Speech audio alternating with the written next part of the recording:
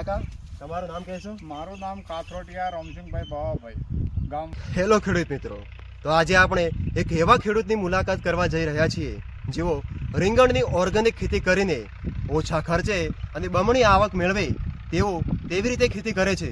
તો આપણે આ રીંગણ કઈ રીતે કર્યા છે અને એની શરૂઆતની પ્રોસેસ શું હોય છે? આ રીંગણ એવી રીતે કર્યા છે કે પાકર આપણે જે પહેલા ખેડ બનાવી બરાબર 2-3 વાર અને આને ખાડા ખોદ્યા પછી એના સોણિયું ખાતર નાસી, સોણિયું ખાતર માટી વાળ્યા પછી અને રોપો ઓગસ્ટ મહિનામાં વાવણી કરી આની. અચ્છા, અને આમાં ખાતર તમે કઈ રીતે નાખો છો? ખાતર તો કોઈ ચીજ આમાં નાખ્યું જ નથી. સોણિયું ખાતર સિવાય બીજું કોઈ ખાલી એક સોણિયું જ ખાતર, કુદરતી જ ખાતર, બસ બીજું કોઈ ખાતર નહીં. કૃત્રિમ ખાતર નહીં, દવા નહીં, છંટકાવ નહીં, કોઈ ચીજ નથી આમાં. તમે એમને બતાવો કે કયા કયા પ્રકારના તમારી જોડે રીંગણા છે. અમારી જાતે આ જોબલી કલર છે,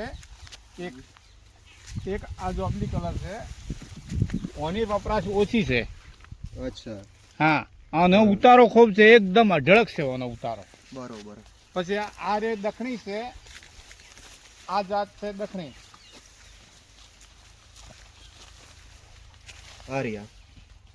હજુ ફૂલડા જ આવ્યા છે. ના સી રીંગણા બોત છે, બોત. આ રહ્યા જુઓ. હા હા, ઘણાય છે પણ નાના. આ થોડેક લેટ આવે છે, હા. ઉતારામાં ઓછા આવે, પણ આને મોગ ખૂબ છે. અચ્છા. અને આ છે દેશી. જે આપણે કાંટાળા રીંગણા કહીએ. હા, કોટાળા કહીએ એ જ. આમાંથી આમ સૌથી સફળ જાત કઈ છે આમ કે આપણે જે ખાવામાં સૌથી વધારે વપરાતી હોય?